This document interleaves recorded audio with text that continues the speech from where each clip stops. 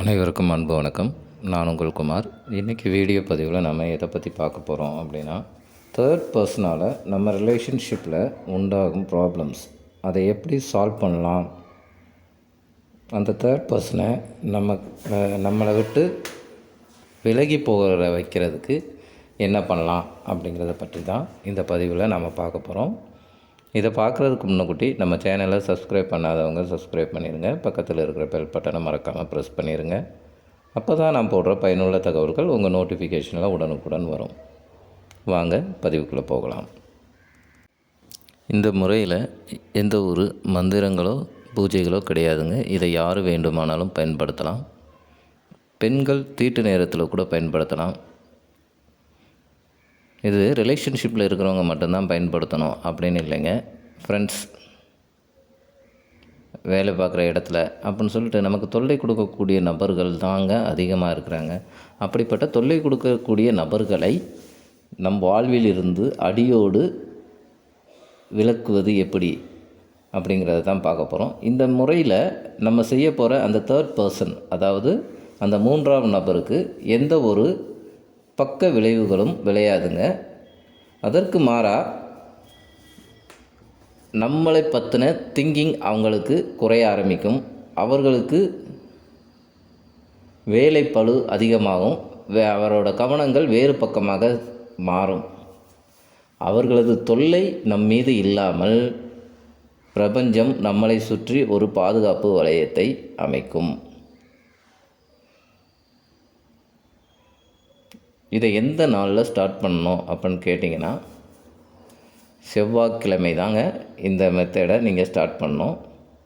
செவ்வாய்க்கிழமையிலிருந்து கரெக்டாக 7 நாட்கள் இதை தொடர்ந்து செய்ய வேண்டும். இடையில் நிறுத்தினால் மறுபடி செய்யும்போது முதல்ல இருந்து செய்கிற மாதிரி தான் இருக்கும். அந்த முதல்ல இருந்து செய்ய செவ்வாய்க்கிழமை ஸ்டார்ட் பண்ணுற மாதிரி தான் இருக்கும். இந்த மெத்தட் செய்வதற்கு தேவையான பொருட்கள் என்ன அப்படின்னு பார்த்தீங்க அப்படின்னா, ஒரு கேண்டில், அதாவது மெழுகு வர்த்தி, ஒரு ரெட் கலர் பென், ஒரு ப்ளூ கலர் பென், ஒரு சின்னதாக ஒரு ஒயிட் பேப்பர்.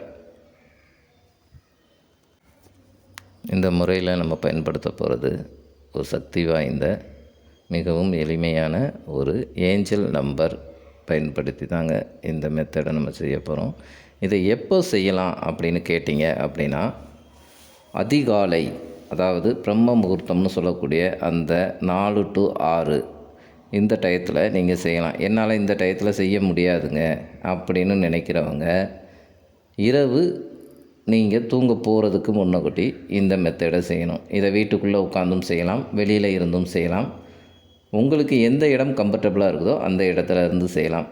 ஒரு குறிப்பான ஒரு விஷயம் என்ன அப்படின்னா, முதல் நாள் எந்த டயத்தில், அதாவது எந்த நேரத்தில் நீங்கள் இந்த மெத்தடை ஸ்டார்ட் பண்ணுறீங்களோ அதே டயத்தில் தாங்க முடிக்கிற வரைக்கும் ஸ்டார்ட் பண்ணணும்.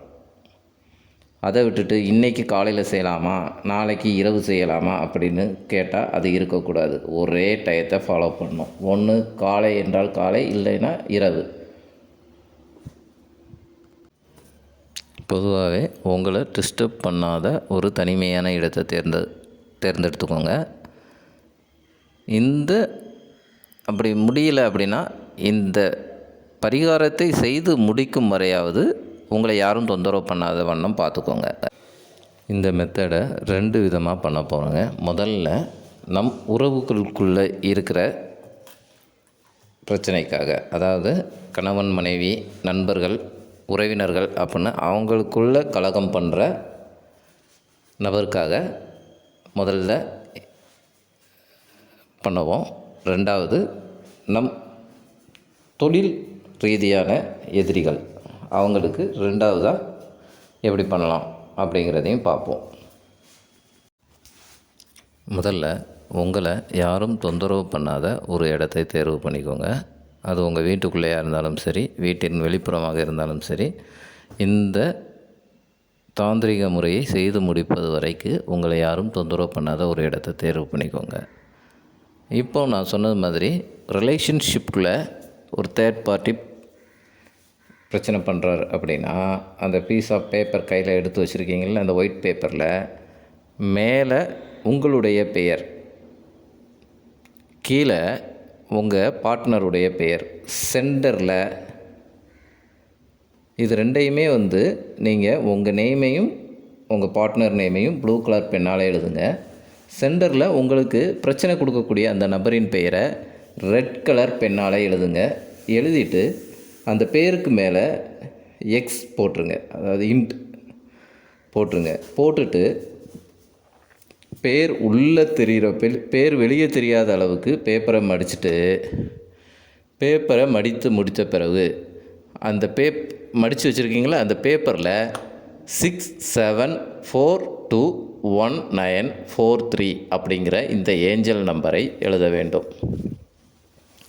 இந்த ஏஞ்சல் நம்பரை எழுதுனதுக்கப்புறம் அந்த கேண்டிலில் பற்ற வச்சு அந்த கேண்டிலில் இதை எரிச்சிருங்க.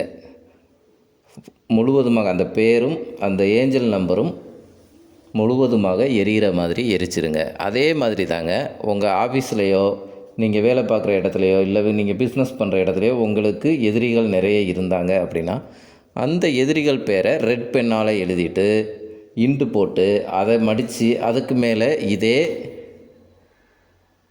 ஏஞ்சல் நம்பரை எழுதிட்டு எரிச்சிருங்க. அவர்கள் இதை நீங்கள் கண்டினியூவாக 7 நாட்கள் செய்ய வேண்டும். 7 நாட்கள் செய்யும் போதே அவங்க உங்களை விட்டு விலக ஆரம்பிச்சிருவாங்க. 7 நாள் செய்து முடித்த பிறகு நிரந்தரமாகவே அவர்கள் உங்களை விட்டு விலகி விடுவார்கள். இது நிறைய பேர் பலன் கண்ட ஒரு மெத்தட். செஞ்சு நீங்களும் பயன்பெற என்னுடைய வாழ்த்துக்கள். இந்த பதிவு உங்களுக்கு பிடிச்சிருந்தால் லைக் பண்ணுங்கள், ஷேர் பண்ணுங்கள். உங்களது அனுபவங்களை, அதாவது நீங்கள் இந்த மெத்தடை செஞ்சு உங்களுக்கு ஏற்பட்ட அனுபவங்களை எங்களது கமெண்ட் பாக்ஸில் பதிவிடுங்கள். மீண்டும் ஒரு நல்ல பதிவுடன் உங்களை சந்திக்கிறேன். நன்றி, வணக்கம்.